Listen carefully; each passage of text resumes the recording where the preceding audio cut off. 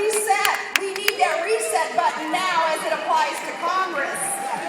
Now, what do you think that we should do with a Congress that shoves European-style health care down our throats that nobody wanted and we can't afford, and takes over private industry, shoves the mom and pop small business interests aside, and ultimately what that does is erodes the American entrepreneurial spirit and that work ethic that we teach our children. They do all that, and yet they can't answer the simple question, where are all the jobs?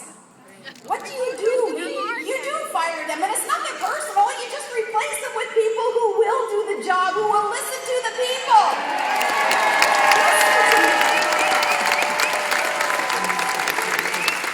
Well, if you elect the common sense conservative candidates across Florida and across our other 49 states, 10 days from now, yes, we will have taken the gavel away from Nancy Pelosi and American.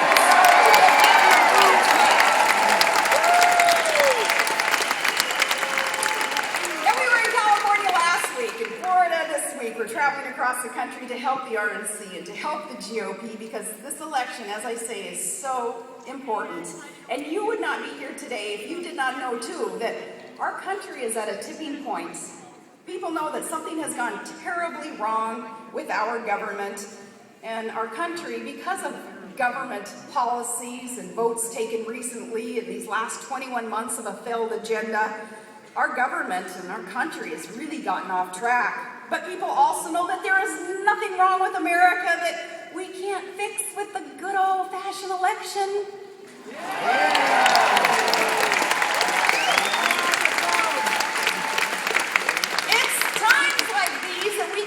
Inspiration from someone like Ronald Reagan and what it is that he did, that he applied to make America prosper. The thing I love best about him, he didn't waste time always looking backwards and pointing fingers and placing blame.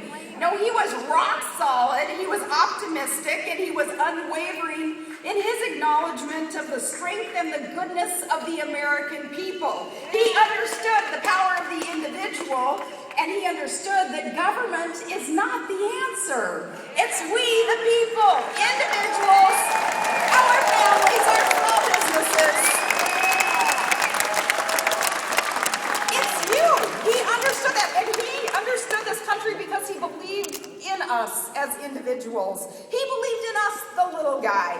And he said it with all due respect when he referred to us as the little guy.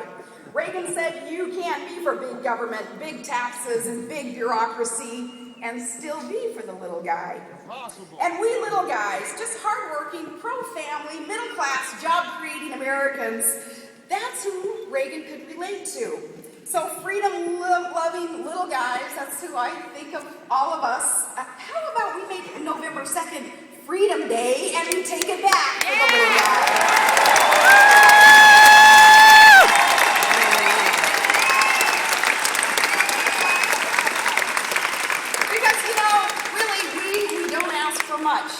We ask for a good job in our own hometown so that we can take care of ourselves, secure ourselves, and take care of our own families. We ask for a fiscally and a physically secure nation. We ask for an honest government that is on our side and won't be riding our back. And we ask for leaders with servants' hearts and with ears to hear what the people are saying. We are not asking for much. We're asking for leaders who won't mortgage our kids' future with trillions more in debt. And we ask for leaders who understand that raising federal taxes in a time of economic woe is a recipe for disaster. It's a recipe to bankrupt our country. This is a recipe for disaster, what we're seeing coming out of Congress and out of the White House right now. Ultimately, what it's going to cause is the people relying on a big centralized government to provide for them. Now, this is important. It's why we're calling for that do-over, because some of our current leaders, they do understand that last point, and yet they're doing it to you anyway. So we ask for leaders who will recognize what our foundation is in America, that America is the most generous country on earth, the most prosperous, the safest, and united under God. We are an exceptional country, and that is nothing to apologize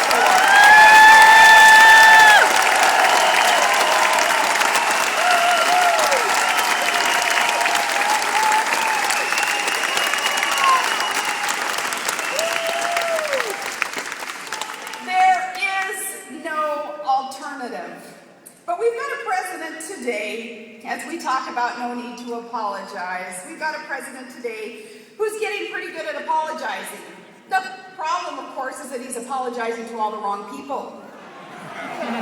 So, Mr. President, with all due respect, next time that urge to apologize kind of tingles up the left's leg, I have some suggestions for who it is who needs to hear that apology. How about for the 15 million Americans who are out of work today?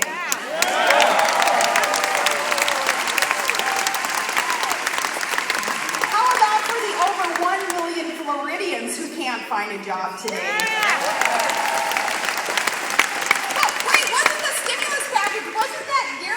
Promise to create all these jobs, right? Remember that? Let's find out what it was that we actually got for those stimulus dollars. What did taxpayers really get for that nearly $1 trillion package, besides more debt? Here's a couple of examples, okay?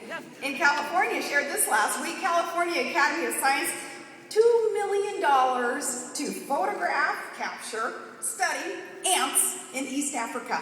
Hey, the lead investigator of the study justified it by saying, we've all run into ants. Now it is time that we start listening to them.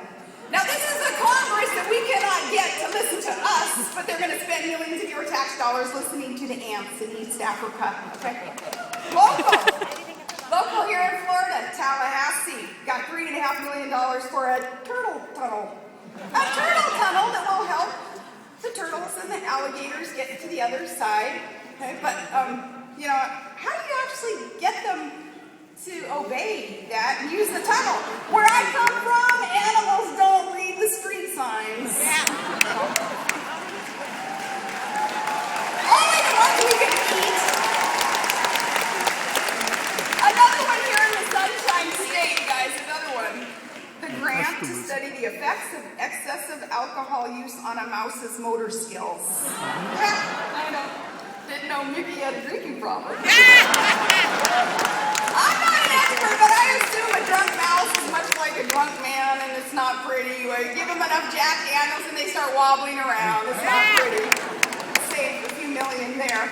It makes you wonder, how do they come up with this stuff? And you can't make this stuff up. It seems like they took all the crazy ideas and Pelosi's inbox and they dumped it out and they added it up and said $787 billion. Then what do we call it? Stimulus. Yeah, bingo, because nothing will stimulate this economy like a turtle tunnel in Tallahassee. I mean, randomly stuffing $100 bill in a Cracker Jack box may be more stimulating the economy. At least the people who scored that bill would invested in a real business that can create real jobs for Americans. But don't give them any ideas. No Cracker Jack stuffing with bills. No. Seriously, though, all that new debt, it did not work.